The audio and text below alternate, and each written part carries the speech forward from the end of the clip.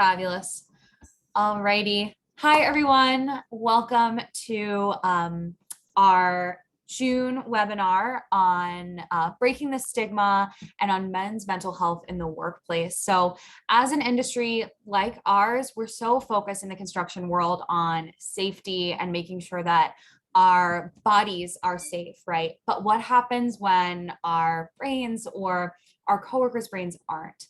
And we're not in a mentally well place? Those are kind of where those issues start to rise. And so we at MCCEI are partnering with NAMI Metro Baltimore to try to figure out ways to really engage our workforce and our industry in not only thinking about the physical safety, but also the mental, emotional, and kind of holistic safety of our teams. So thank you again so much for joining us. And I will let Julie from NAMI kick it off. Thank you, Emma. Good afternoon, everyone. Thank you so much for joining us today. We are excited to be here and share information about NAMI Metro Baltimore and mental health. I'm Julie Funk. I'm the Director of Development at NAMI Metro. And you'll not only be hearing from me today, but more importantly, you'll be hearing from two of our volunteers who have donated their time this afternoon to share their personal mental health journeys with all of you. And then also we're going to be recording so anyone else can hear from them when it's convenient for them as well. Before we get into their stories, which will be the bulk of what we're doing today, I do want to take a few minutes to share information about NAMI and ground us in some statistics about men's mental health. So NAMI is the National Alliance on Mental Illness, and NAMI Metro Baltimore is the local affiliate serving our community in Baltimore City and Baltimore County. NAMI is the nation's largest grassroots mental health organization. We do offer education, support, and advocacy services to help improve the lives of individuals living with mental health conditions, their family members, and communities. All of our services are non-clinical and they're designed to complement behavioral health care that each participant is receiving. To meet the need in our community, NAMI Metro provides classes, we have support groups, we do public presentations and mental health forums, and they are all created for people living with mental health conditions and their loved ones. All of our programming is peer-led by trained volunteers with lived experience. They understand mental illness firsthand because they have been there themselves, and they use their own experiences to help our program participants work towards recovery. So you'll hear from two of those great volunteers today, and we'll jump into some statistics about men's mental health. Mental health is incredibly prevalent in our community. 1 out of every 5 men lives with a mental health condition. To meet the need in our community, we do provide those classes and support groups and public presentations.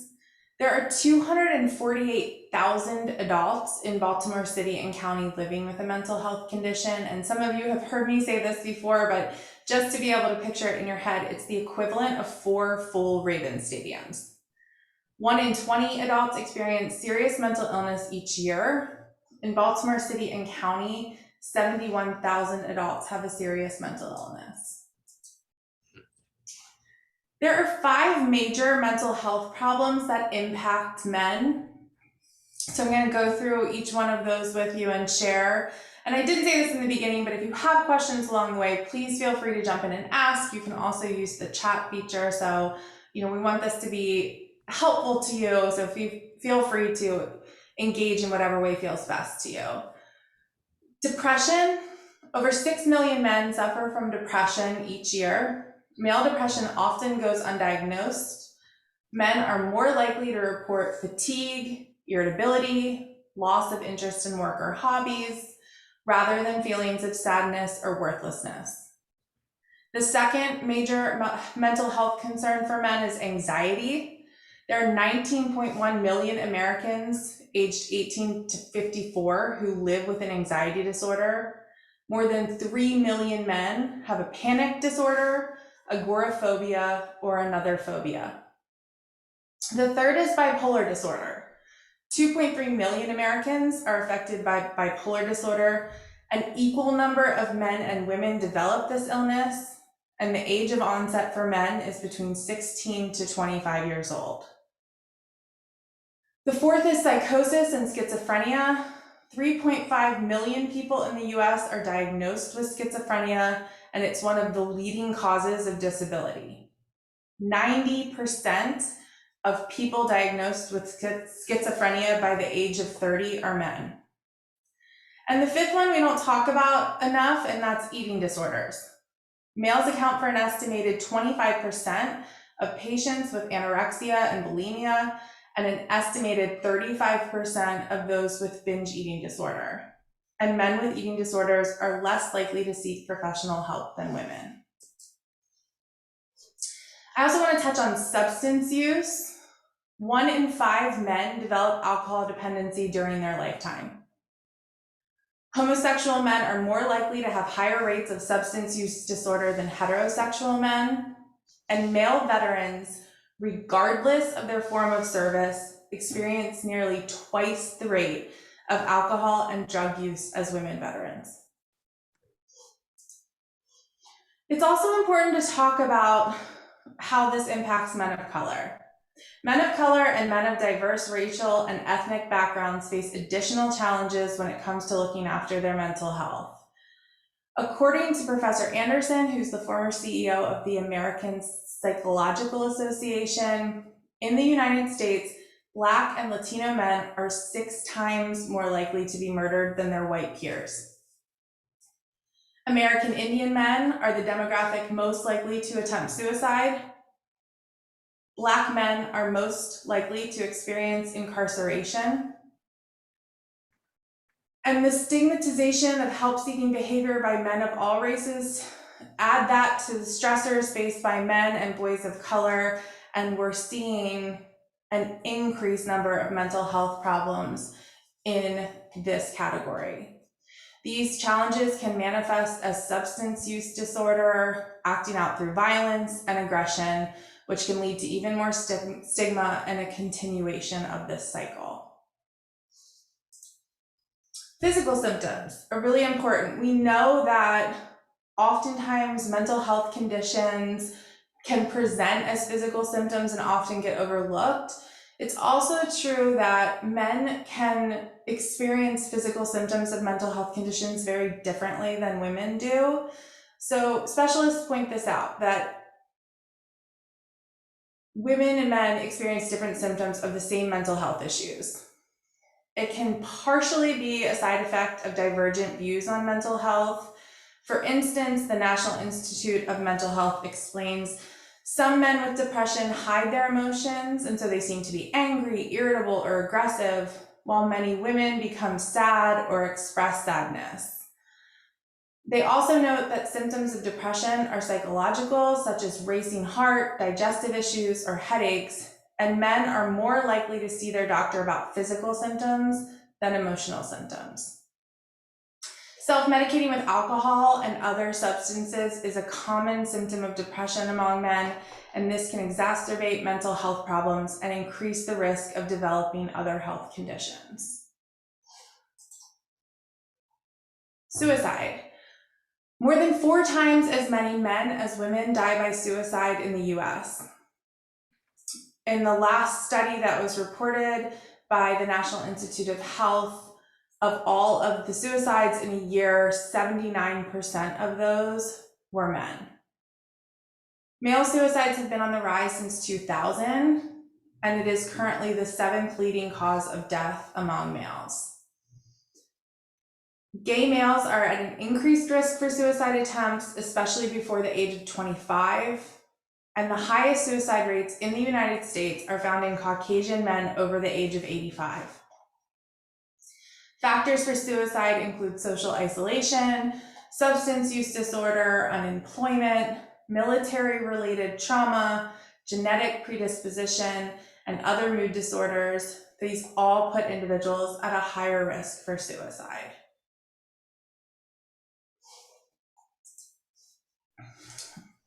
While those are specific risks for suicide, it's important to look at other factors that can lead to male mental health issues.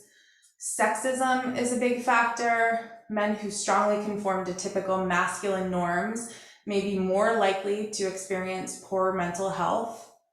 Trauma could include emotional events such as sexual abuse, experiencing combat, regular high stress situations. 65% of men who are raped will develop post-traumatic stress disorder. Witnessing a violent event or being in a war can also increase the risk of anxiety disorders like PTSD. Another factor is poor working conditions or a high workload. Work stress and a lack of social support have been associated with a higher likelihood of mental health issues in men. Traditional gender roles. This can include feeling pressure to be a provider or societal norms that discourage men from talking about their feelings. Childhood abuse, family issues, any detrimental issue that occurs in childhood can lead to an increased risk of mental health disorders in adulthood. Loss of work. Unemployment and retirement are associated with an increased risk of depression in men. 1 in 7 men who lose their jobs become depressed. Separation and divorce. Oftentimes men see themselves as being providers and the one to keep the family happy. And so depression is more prevalent and more severe among divorced men. Financial issues. Economic factors are a top cause of stress for many people and could play a role in the development of certain mental health disorders. And then finally, substance use disorder.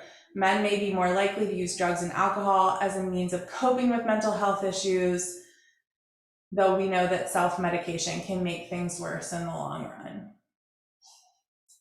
Seeking treatment. Men are less likely than women to seek help for depression, substance use disorder, and stressful life events. Why do we think that is? Social norms, reluctance to talk, downplaying symptoms. But really we know that stigma continues to be the significant barrier to men seeking help. And that's for a lot of reasons. So we're going to hear from Fred and Phil, and they're going to share, their thoughts about stigma and how that impacted their journeys. But typically since birth, men are taught to be strong, to become leaders. They're taught that emotions are signs of weakness and not masculinity. There is this idea that real men don't ask for help. And as such, those who adhere to those stereotypical masculine norms are resistant to seek therapy. These age-old ideas about gender are likely both part of the cause behind the development of mental health issues in men and the reason why they're not seeking professional help.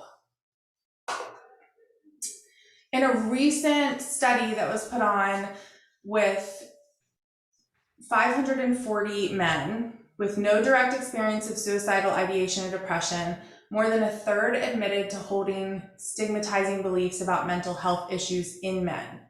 Among this group, male respondents were more likely than females to hold views such as, I would not vote for a male politician if I knew he had been depressed.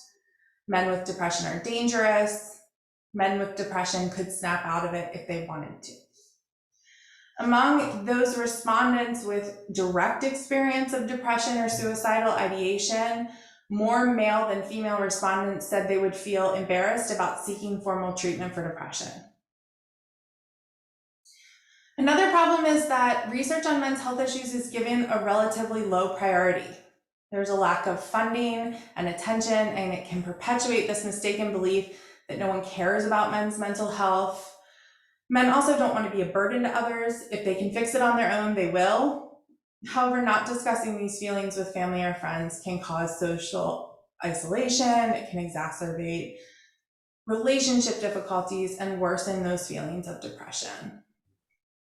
These stigmas are particularly dangerous for men because they are less likely to seek help anyway, and more likely than women to turn to dangerous or unhealthy behaviors such as substance use disorder. They are also, we know, more likely to make successful suicide attempts, with the suicide rate among men being 4 times higher. So that sort of takes us through, grounds us in some statistics about mental health, about men's mental health, some of the things that we're seeing and the reasons that men are resistant to seek treatment. And we could talk statistics all day long, but what we believe at NAMI Metro Baltimore is about elevating the voices of people with lived experience. And there's no better way to break down stigma and learn than from hearing people who are willing to be vulnerable and open with you about their mental health journeys. So it is my absolute pleasure to introduce to you Phil Kaplan and Fred today. So Phil has been volunteering with NAMI Metro since 2016. He's a trained interim voice presenter. He shares his personal story with law enforcement officers and college students. In September of 2021, Phil received our very prestigious Royal Riddick Outstanding Volunteer Award, where we recognized his important contributions to breaking down the stigma in our community. Prior to volunteering with NAMI Metro, Phil practiced child welfare law for more than 7 years. Fred has been a volunteer with NAMI Metro for going on a year. He has mostly focused on co-facilitating young adult support groups every first and third Wednesdays of every month, which is a nice little plug for anyone who wants to join Fred's young adult support groups.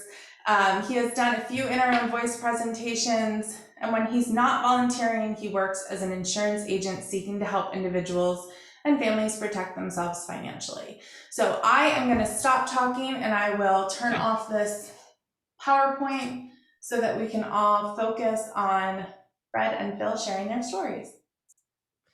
Thanks, Julie. So to dive right in, I am 43 years old. My issue has been depression. I have struggled with serious depression. I'm 43 now. Struggled since my mid-30s, and I'm very fortunate to be in probably the best point in my life that I've ever been. Not only living well, doing well in my life, which I'll get to later in the presentation, but really just feeling good about things and feeling hopeful.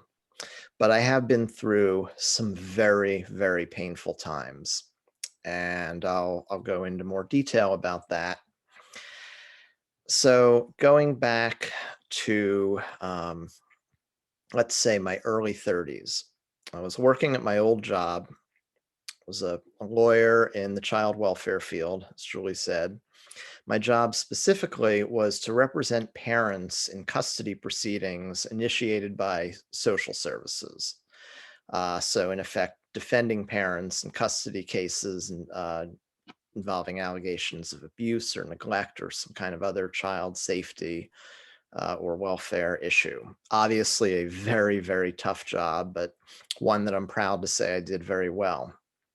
Outside of work, I served as one of the scorers and presiding judges for regional high school mock trial competitions, as well as an appellate moot court judge for law school practice exercises. And my social life was good. I had very good friends. So by a number of measurements, looking at my life from the outside, I probably appeared to be very successful. I probably seemed to have it all together. Inside, I was very, very unhappy about a lot of things. I had broken up with a longtime girlfriend. I was struggling to date. It was not going well. I could never figure out the dating culture, and that's its own subject. But I was struggling with that. I was getting lonelier. I obviously also had issues with my job, the stressors of it, being unhappy with it, but with the legal market being what it is, not being able to get one that I felt would suit me better. And eventually, all of these factors for me crossed a line. And it's the line that separates regular unhappiness from clinical depression. I felt like I couldn't simply pretend that I was just struggling with this problem or that problem and trying to work it out. My functioning at work began to be impacted. I couldn't go full steam at work. I couldn't go through the regular work day. I started shortening my hours, using FMLA, using paid family medical leave, tapping into my paid sick leave that had been accumulated. Eventually got to the point where I felt I had to leave my job. And that was September 2014. And as a result of the way that my depression has affected me, I have not been able to return to the workforce. I ultimately pursued a case for disability for long-term SSDI and won. So that's one of the most significant ways that my depression has affected me. And it also, at its worst, caused feelings of hopelessness that led me to come very dangerously close to suicide in early 2017. Was hospitalized for it. And it was actually after that point that I made the decision to pursue the disability case. So I've been through some very painful times. And, that's my what happened part of this story. So with that being said, let me pass it on to my co-presenter. Thank you very much, Phil. So good afternoon, everyone. My name is Fred. I am 33, and much like Phil, I am a volunteer with NAMI Metro Baltimore, as Julie already mentioned earlier in the presentation. So my story, my journey, I should say rather, and with mental health actually began 2 years ago. So it's still pretty fresh. I could remember working. I was a ramp agent at Southwest Airlines, and it's a pretty good job. Had some good benefits, flying for free and all that good stuff. Met some really good people, made some really good friendships that I still hold dear to this day. But one of the issues that I had was, at the time, me and my former girlfriend were bringing a newborn into the world, and with that came its own, form of stressors. And as a male, as an African American male, I very much fell prey to the notion of having to be the provider, having to be the one that would bring happiness to the home, kind of thing, like Julie mentioned earlier, and really wanted to be able to provide a good, safe, wholesome space for my new family, essentially. And so the pressure was on. I was a very nice, nonchalant, easygoing, easy to work with kind of guy at work. And I seemed happy. Things seemed well enough. I was making some pretty good money, but could have been better. But it was very hard, because I came to the realization that the amount that I was making wasn't really able to really sustain efficiently my household, and the things that we would really ultimately need as the child would grow up. And so I began to work longer hours at work. I went from 8-hour shifts to about 12+ hour shifts. So I started to become more of a work body. I was definitely at work more than I was at home. And it's definitely started to impact my relationship at home. And because of such, there was a disconnect. There started to become a disconnect and a divide, and there were arguments. And it got to the point where one day, coming back home early from work, I remember, actually, I'm sorry, waking up the very next day, coming back early home from work. We had an argument, and the argument led to a physical one. And unfortunately, that same day, I got arrested for an assault charge against her. And I remember being locked up, and it was literally my first time being incarcerated. So everything was completely shell shocked. It was completely new to me. And I remember going through the booking process and everything, and just in shock, just disbelief that something like this would happen to me. And upon being finally released, I came back to my job, and I ended up losing the job because I missed too many days. I was detained for about 4 days, and so I missed 3 straight days, and I pointed out. So I lost my job, lost my main source of income. I decided to move back in with my mother. I didn't want to move back in with my ex-girlfriend at the time, because it was just a bad environment to be around. And so I eventually had to start finding some form of employment. And it was really hard because of the now, new record that I had against me. And so finding employment was very difficult. But when I did find something, I was driving for Lyft, and it was pretty good, but it wasn't substantial for the bills that did not stop. So it was hard. I became very depressed and very angry, and I had headaches just about every day, if not every other day. And I had suicidal thoughts. I did a lot of driving around the DMV area.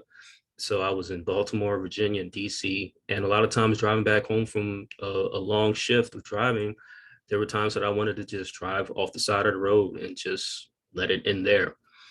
So it was a very, really dark time. And it only got worse.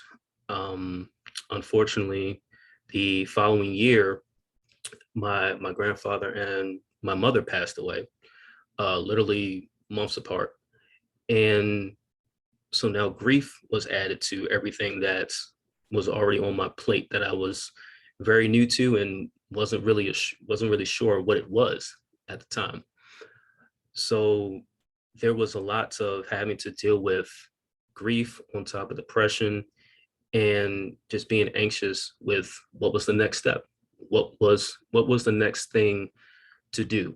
Um, how do I go about putting myself back together, putting my life back together at this point, being so rock bottom, literally, and not really having someone to talk to, not having someone to reach out to and, tell about this, because I'm a very introverted person, have been my whole life. So talking, speaking out, and seeking help was very hard for me.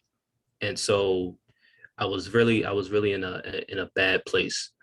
And that's literally how my story started. And as we go further to our discussion, I'll start talking about how things started to turn around for me. So I'm gonna turn it back over to my co-presenter. Thanks, Fred. So, second part of this is the question of how we dealt with these mental health issues.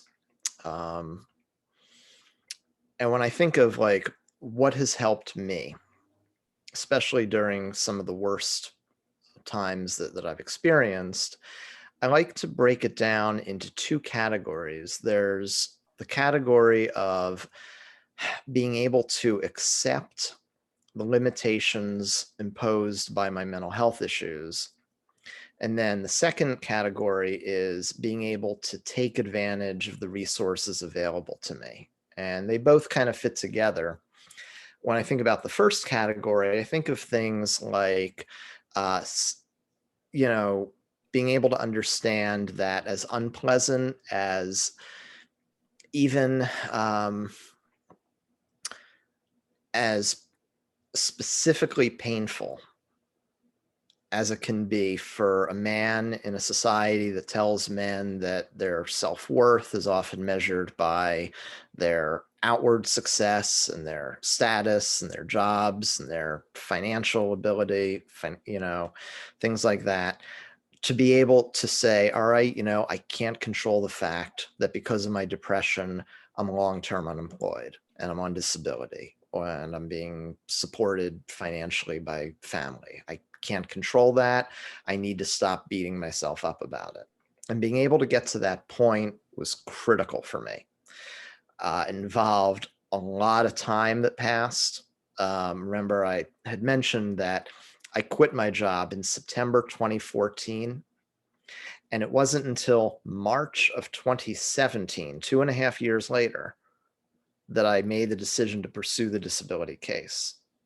And it was after a suicidal crisis and a hospitalization, which gives you some indication as to how reluctant I was. And I do think this relates to being male and a lot of the messaging in our society about men, as far as having to be the person with a job and defining oneself that way. I was very reluctant. to admit that I really couldn't work. And it wasn't just my old job, it was work in general. I didn't want to accept that it had gotten that bad. But being able to accept it, which for me took a lot of therapy, it took faith, trusting God. It took a lot of support from people that I was fortunate enough to have around me who were very supportive.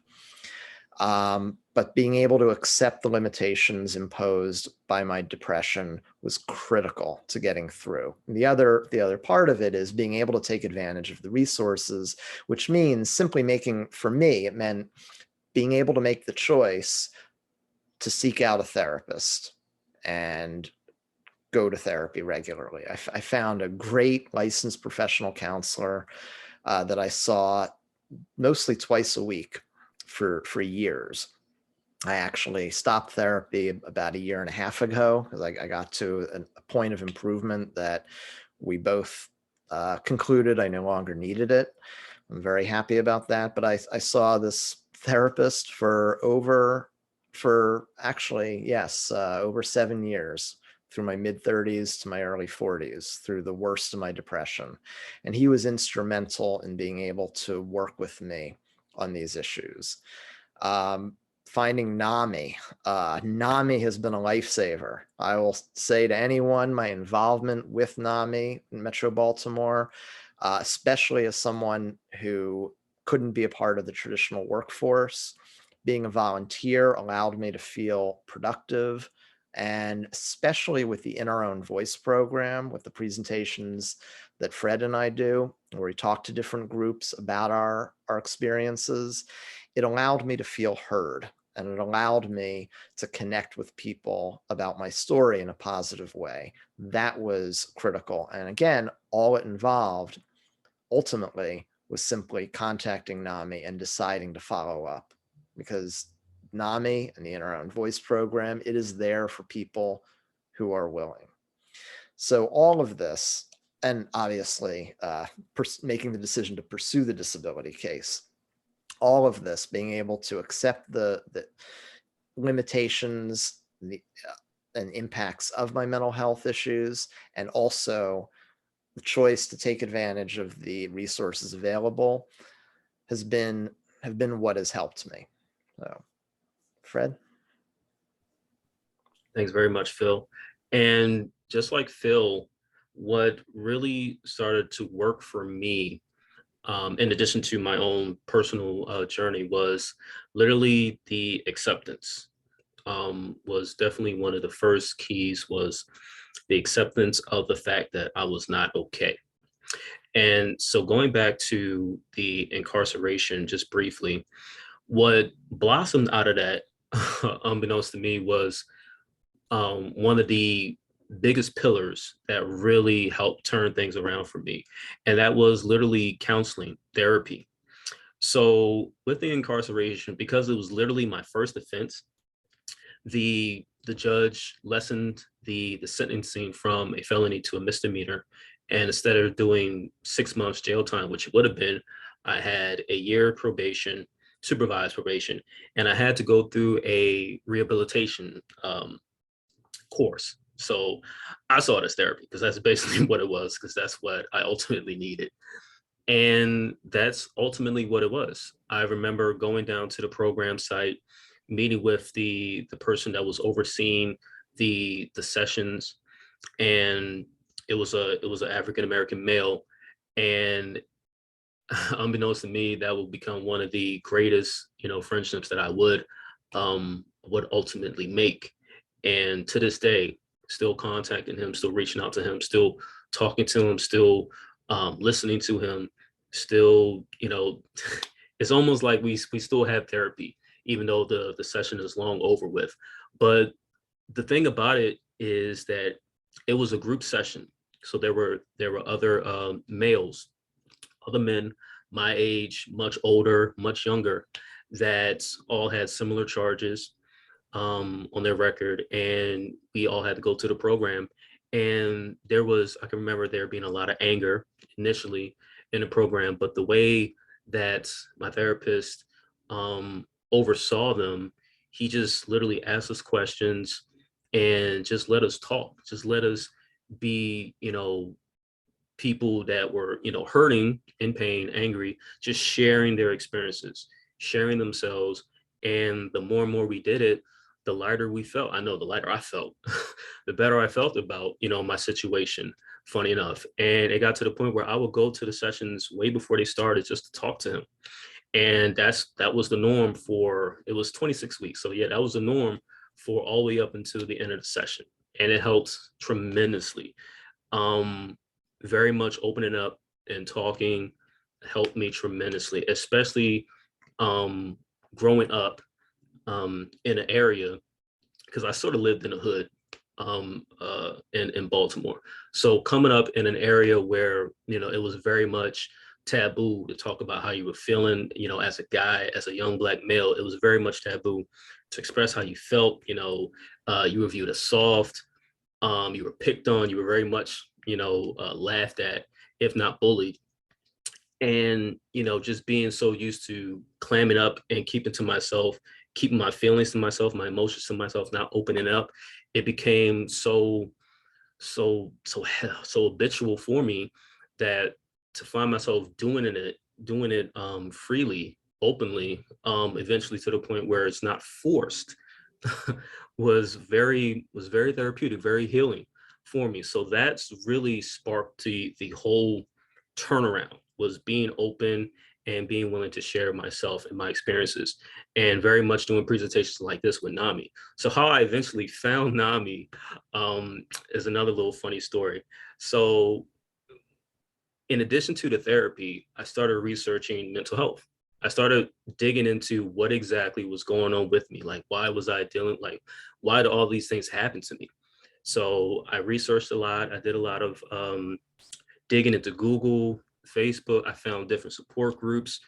I found all kinds of help, therapy, like I already mentioned, the sessions that I did have.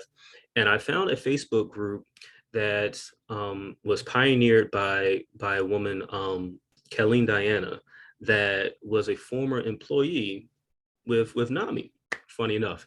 And I remember because she would share a lot of resources and information for individuals in her group, because she was an advocate for mental health as well as a coach.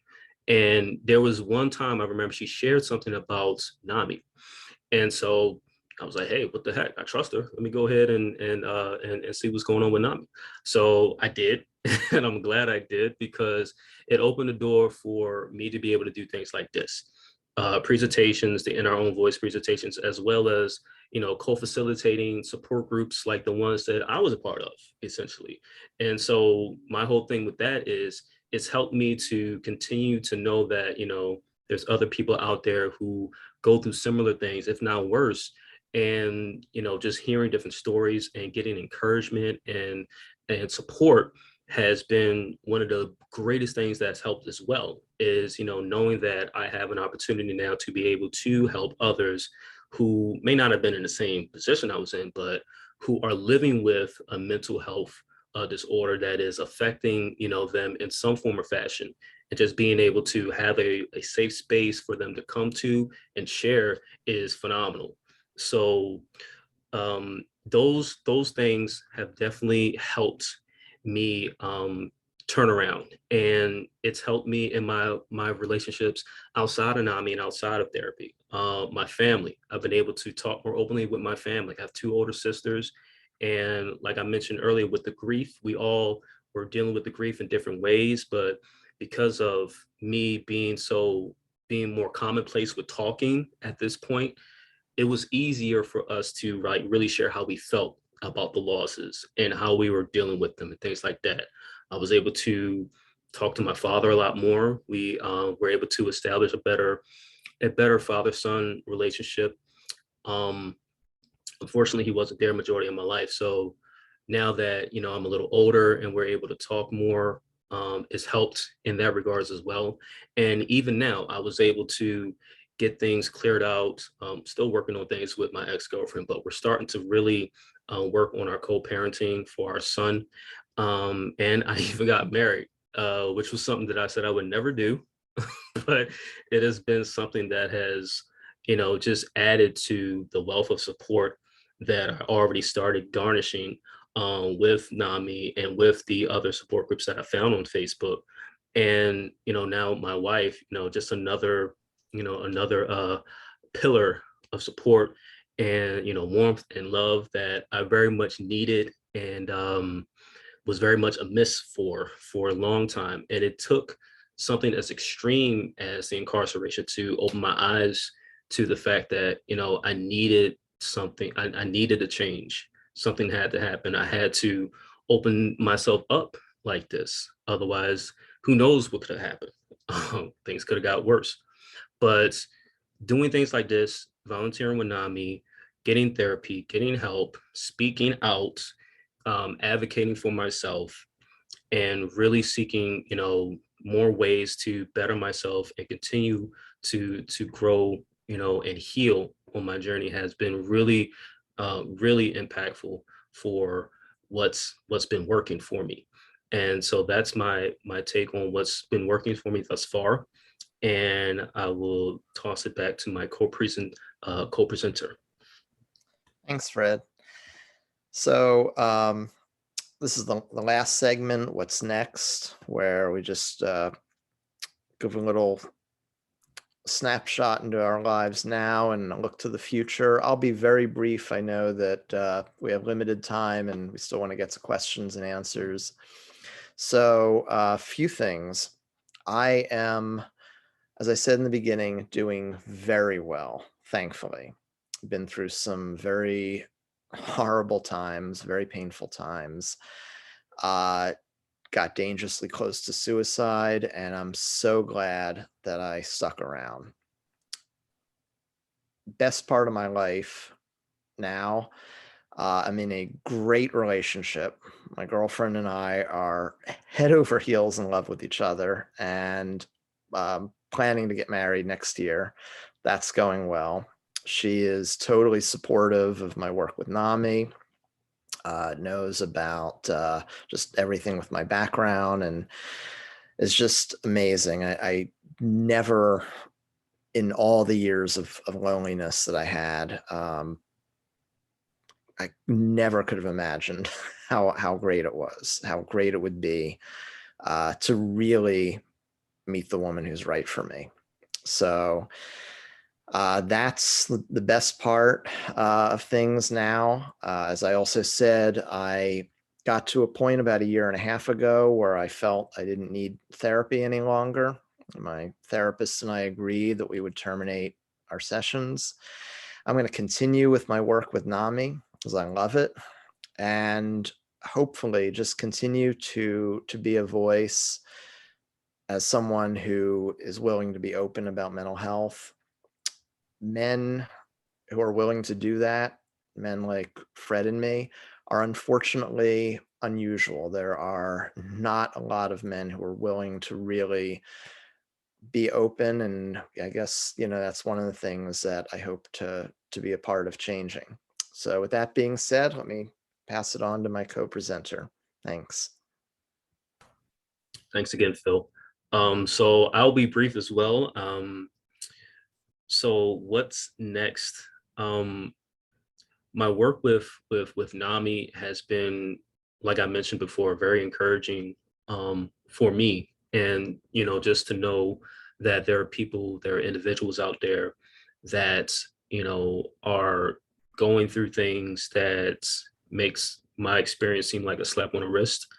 And the kind of individuals that I interact with every first and third Wednesday is just mind blowing. So the things that work for me are the things that I want to continue to push forward with speaking out, with the support groups that I help oversee, and even presentations like this, just continuing to try to destigmatize this notion of men and mental health, and men not really being vulnerable and open enough to share themselves, to share emotionally how they feel, and things of that nature. As Julie mentioned in the bio, I was able to start work as an insurance agent, which was very tough because, again, trying to find work, with my record was very difficult. But thankfully, I was able to, pursue that and didn't give up on that. And so now I'm able to help families and individuals in a different way. But really, with NAMI, I want to continue to do the work that I have started doing about a year ago, which was, co-facilitating support groups, because they've been really great for me. They've been really helpful for me, outside of my therapy, going to groups, speaking out, constantly doing that. I had to constantly do that, to keep myself in check and keep myself, positive, and, to keep my mental health stable.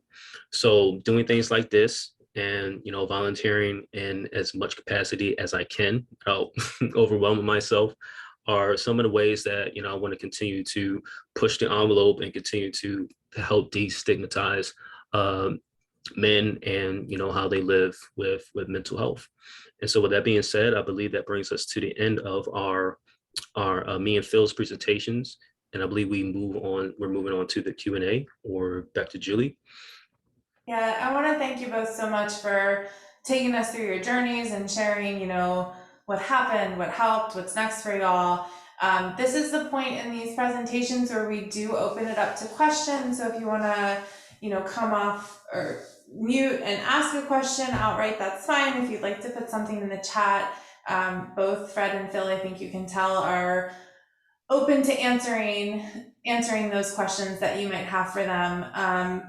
I do have a few to help get us started that I can throw out, and then, if you have anything along the way or you want more information on something, please feel free to jump in. So I want to start with, let's see, what's good here. Okay, so what would you say? So we've talked a lot about like the how men are less likely to seek mental health or seek out mental health support for their mental health conditions than women. I know we talked a little bit about you both seeking help and how that happened for you, Fred, and then how you ended up with someone, Phil. But can you talk a little bit more about how, being a man impacted your ability in the beginning? Like, were there times where you thought, I should seek help, but I need to figure this out on my own? Or can you talk a little bit more about that? Was that clear? Yes. Yeah. Okay. If I were to, I guess, go first on this, for me, believe it or not, simply accessing treatment, making the decision to pursue therapy was easy. It was relatively straightforward, thankfully.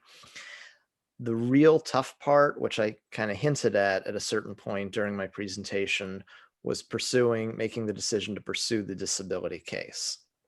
And undoubtedly, that had to do with just the cultural messaging on men that says you have to define yourself by your work, and you're not allowed as a man to not be able to work. I put off pursuing the disability case in large part, not only because I couldn't accept the fact that my work was impacted to such an extent, but also because I really didn't think that I would be believed. I think that I worried that I'd be looked at as a deadbeat or someone trying to ask for a handout. I did not expect to win the disability case. I was always worried that it would not go in my favor. So that sense of that pressure that I felt to have a job, to have, even though it was staring me in the face that I simply couldn't, that was probably the biggest way that it affected me as far as being able to seek what I needed to seek out. And even for me, the judge ruling initially forced me to get into the counseling session, into the program itself, and really got me started with, the help that I did need. But it became easier after that point, once I saw how much help I did get out of it, how happier I started getting, even with all the, with so many reasons around me to not be happy, I was getting happier. I was becoming more positive, it became more apparent to seek more help. And so that's when I really started to do that dive into the research, looking into mental health, looking up different support groups and things like that. So it became easier once I really got the help and once I really saw how I was benefiting from it. Thank you both. Jen, you have a question? Yeah, my question's for Fred. So, like thinking back to when you first lost your job because you had been, arrested.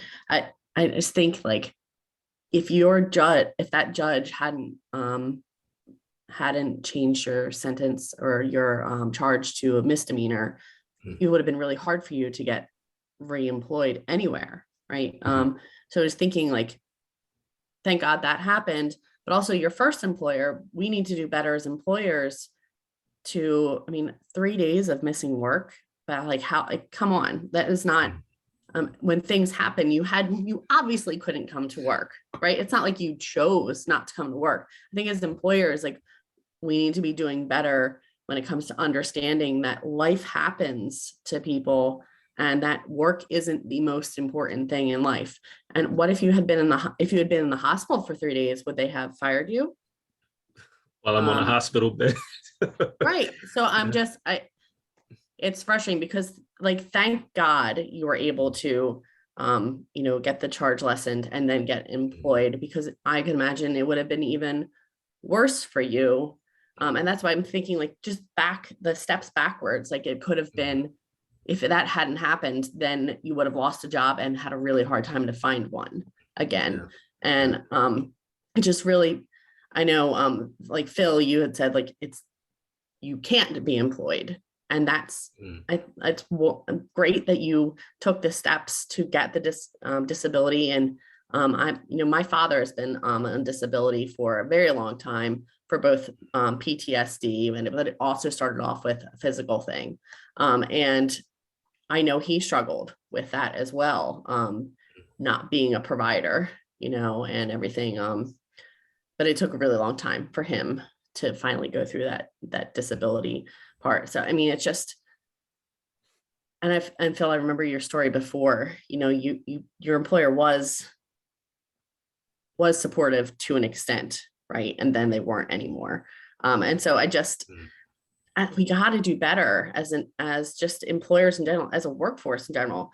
As we need to acknowledge the fact that mental illness is just as viable as a reason to not come to work as a physical illness. And that's what it's so frustrating. I'm so thankful for you guys to be sharing your stories, and I'm hoping that somebody who is in HR or an employer on these calls realizes how they can make a difference, not just in their culture, but in the lives of all the people, your children, your spouses, your partners.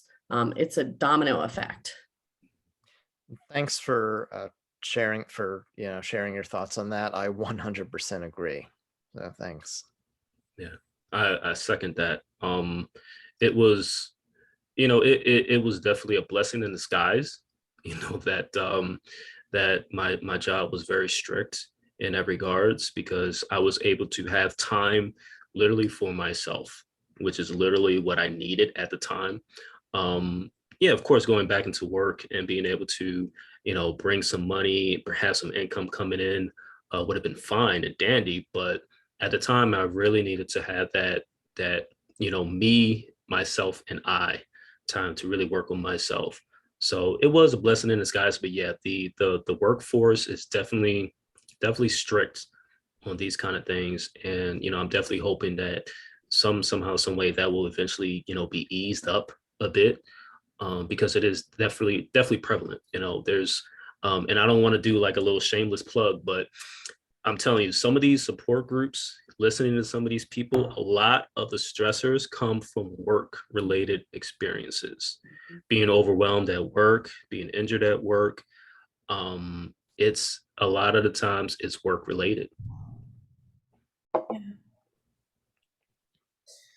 Thank you. I know we're coming up at the end of our time here, but there are a lot of people on this call and who will listen to this call who might have someone in their life who's experiencing a mental health condition, who has not yet reached out to seek help. So can you both give your advice on what would you say to encourage someone who is on the fence about seeking help for a mental health condition? Get on the other side of the fence as quickly as you can, because my experience, Phil's experience, they're both individually unique to ourselves. Phil had to come to the decision just much as I had to come to the decision of our own. But I would say get on the other side of the fence as quickly as you can. And it could look however it may look for you personally. Mine was my deep dive into research and the therapy, the group sessions.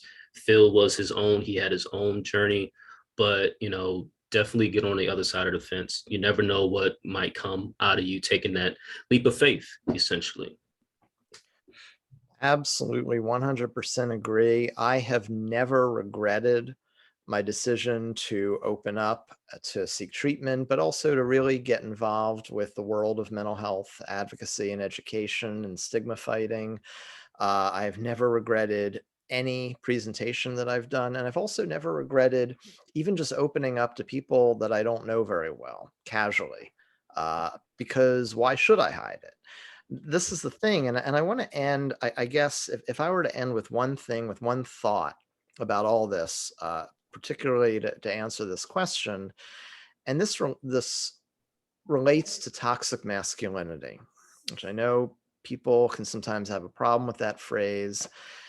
But toxic masculinity is a thing that says, as men, we are not allowed to talk openly about the things that are really upsetting to us, that hurt us, that make us afraid, that make us anxious. We're allowed to get angry. Society gives us that. We're allowed to get angry and intimidating and aggressive and pound our chests, but we're never allowed to say, you know what, I'm really, really scared about this.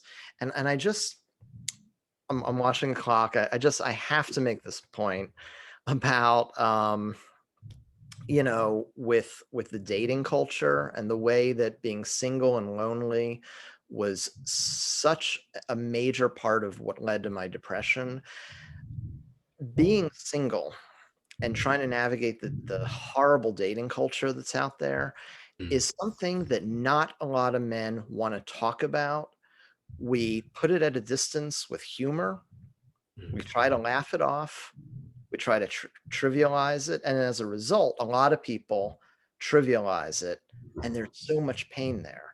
The weird catch-22s and double binds in our society, the way that society will tell men constantly, this approach is wrong. This advance is wrong. Don't be creepy. Don't be inappropriate. Dare not say anything bad about women, or you'll be accused of being a misogynist or whatever. All these messages that slam men, that badmouth men, and yet, as soon as a guy says, I'm really reluctant to make an approach because I'm afraid of making an unwelcome advance, and I don't want to be perceived as creepy or inappropriate. What do we tell men at that point? We say, come on, grow a pair and get out there and make the approach. It's on you. It's on you. As men, we have to say, we should not have to carry this. Forget the language that says to men have to step up. No, men have to step down, because my final remark here is that men have as much right to emotional safety and vulnerability as women do. Women, to their credit, will talk openly about emotional health and spiritual fulfillment and relationships and dating and all this stuff, and will communicate emotional pain and vulnerability. Men don't want to touch it. And I want to invite all men to know you don't have to live up to those standards, which don't work anymore anyway. And that's my final remark. Sorry if I went over. All good. Thank you so much. Thank you to Julie, Phil, and Fred from NAMI Metro Baltimore for your words and efforts. We are so moved by all of the insight you brought today. I really feel like we did the whole gamut. So I feel really successful with this. Today, we recognize the importance of mental health in the construction industry, specifically in breaking the stigma of men's mental health. Our next webinar in September is a conversation about depression and suicidal ideation. Please invite your coworkers, employees, and community members to bring awareness to the effects of suicidal ideation, especially in the AEC industry. In October, we'll be engaging with student groups in NAMI's I Will Listen campaign. So if you know of any or are connected to any student groups and would like to help us host this, please connect with me. Finally, please keep an eye on your email for the save the date for our statewide MCCEI symposium, Solving the Workforce Development Puzzle, in October of 2022. This will be an all-day event featuring panelists, speakers, and activities around diversity and inclusion, construction innovation, investing in the future workforce, and of course, with NAMI, our best practices for improving mental health in construction. If you have any questions, please reach out to us. You'll want to share these opportunities with others, so do be sure to check out our Eventbrite for all future webinars and keep up to date on our LinkedIn. If you have any questions, please feel free to reach out to me. We are dropping a whole bunch of links in the bottom, and I will also drop my email and phone number. So have a fabulous rest of your week. Take it easy, and we'll see you soon. Thanks again for having us. Thank Thank you. you. Yeah. Thank you. Thank you.